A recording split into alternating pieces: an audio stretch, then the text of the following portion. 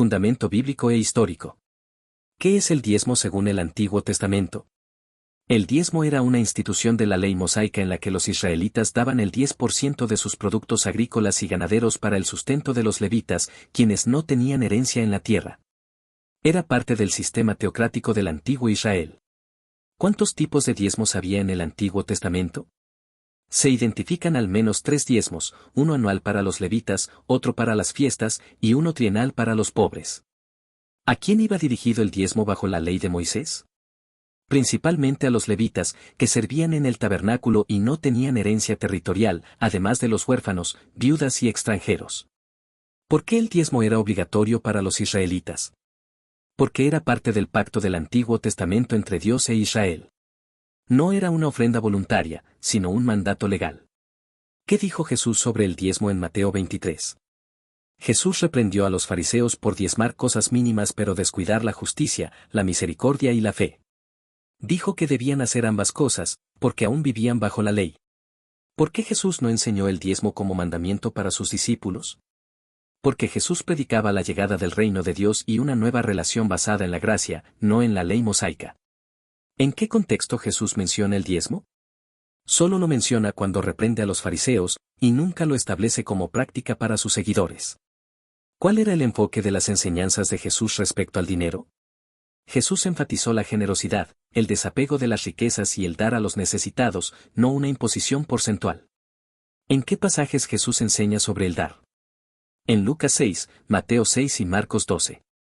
En todo se habla de dar con el corazón, sin ostentación ni obligación legal. ¿Qué enseñanza destaca en el caso de la viuda que dio 2 moneditas? Jesús valora el sacrificio y la intención del corazón, no la cantidad o el cumplimiento de una norma legal. Enseñanza de los apóstoles. ¿Enseñó Pablo a diezmar a los cristianos? No. Pablo nunca ordenó ni sugirió el diezmo a las iglesias.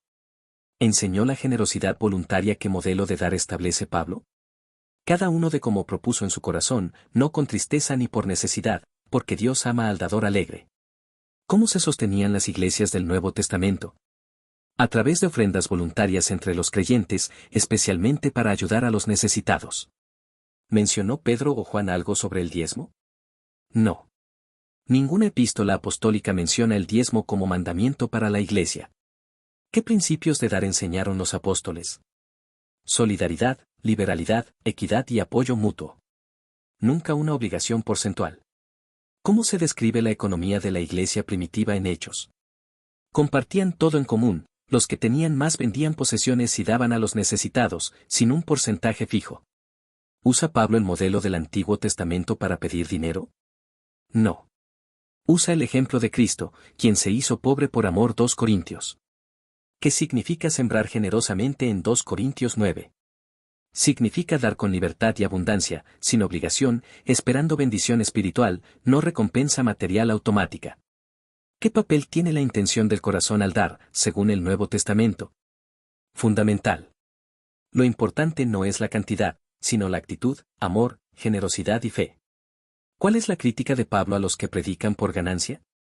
Denuncia a los que hacen del Evangelio un negocio. Teología y doctrina. ¿Está el diezmo vigente bajo el nuevo pacto? No. El nuevo pacto se basa en la gracia, y no impone el sistema legal del Antiguo Testamento. ¿Cuál es la diferencia entre ley y gracia en este tema? La ley exige, la gracia transforma el corazón para dar con amor, no por imposición. ¿Se menciona el diezmo como requisito para la salvación? Nunca. La salvación es por gracia mediante la fe, no por obras ni diezmos. ¿Es correcto aplicar Malaquías 3 a los cristianos? Ese texto es parte del pacto con Israel. Aplicarlo literalmente hoy desconoce el cambio de pacto. ¿Qué pasa si alguien no diezma hoy? En el contexto cristiano, no hay condenación. Romanos 8, porque el dar no es requisito legal sino fruto del amor. ¿Puede alguien dar el 10% voluntariamente? Sí, si lo hace con libertad y gozo.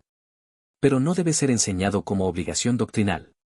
¿Cuál es el mayor ejemplo de dar en el Nuevo Testamento? Cristo mismo, quien dio su vida. El modelo es el sacrificio, no un porcentaje. ¿Por qué no se regula el porcentaje en el Nuevo Testamento? Porque el reino de Dios no se basa en normas externas, sino en la transformación interna. ¿Es pecado no diezmar hoy? No, si se entiende que el diezmo no es parte del nuevo pacto.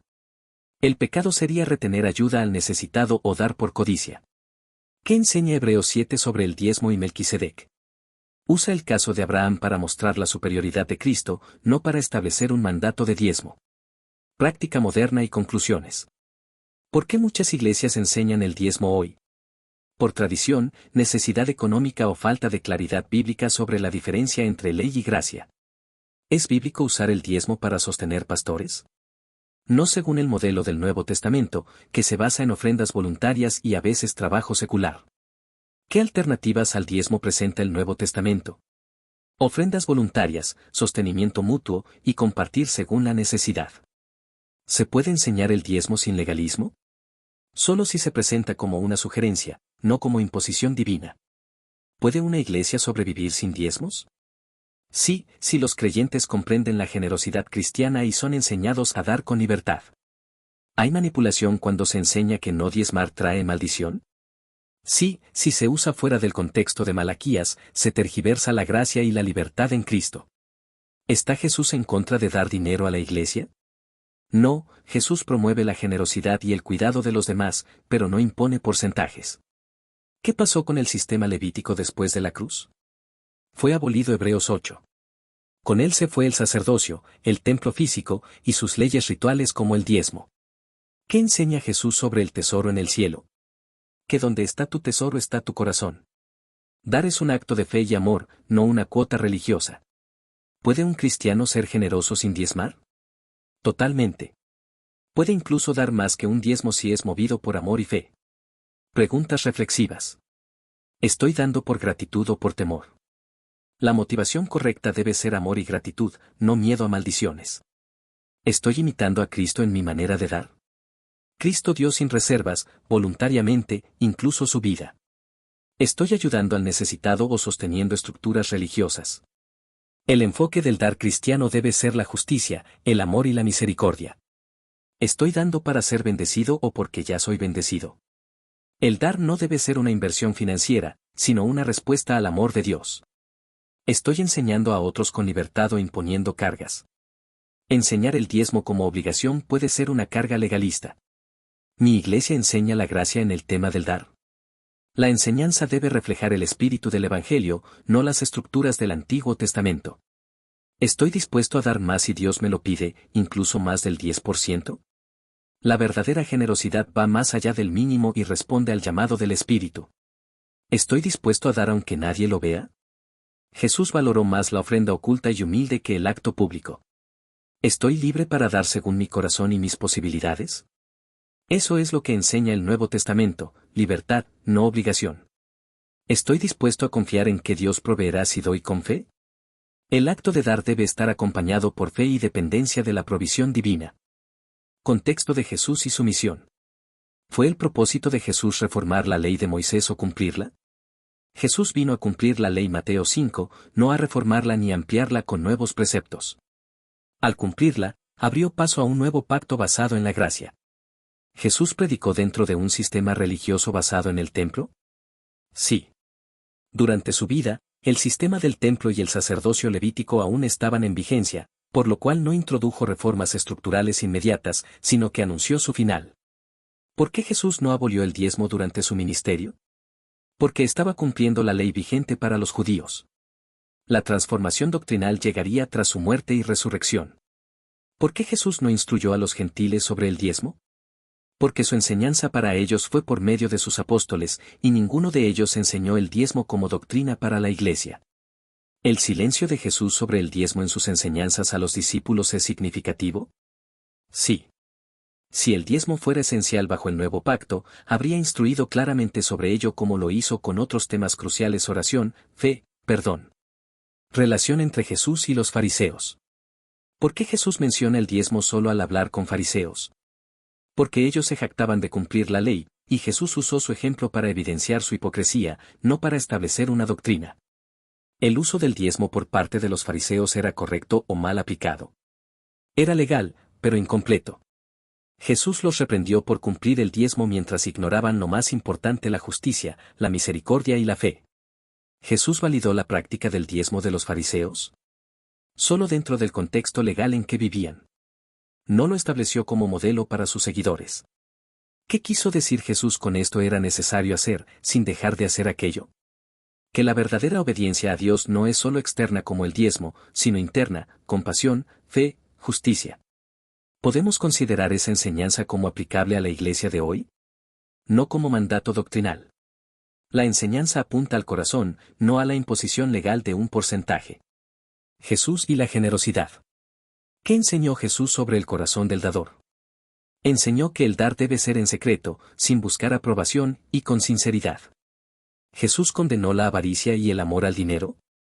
Sí. Reprendió a quienes servían al dinero y advirtió contra la codicia. ¿Qué parábolas usó Jesús para hablar del uso del dinero?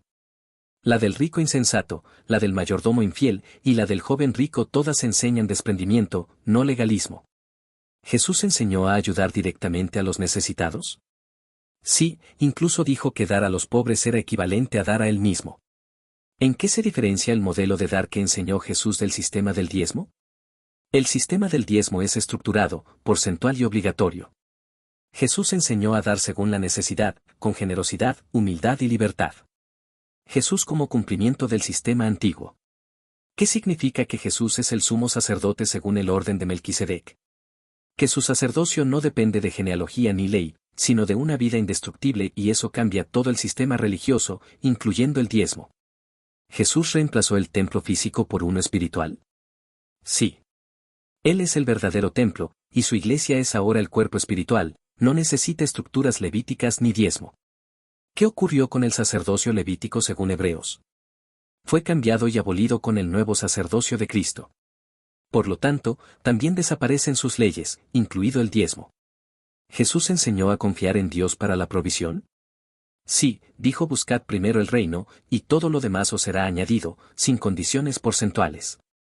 ¿Jesús vivió de diezmos o de ofrendas voluntarias? Jesús y sus discípulos eran sostenidos por ofrendas voluntarias de mujeres piadosas. Implicancias para la iglesia moderna.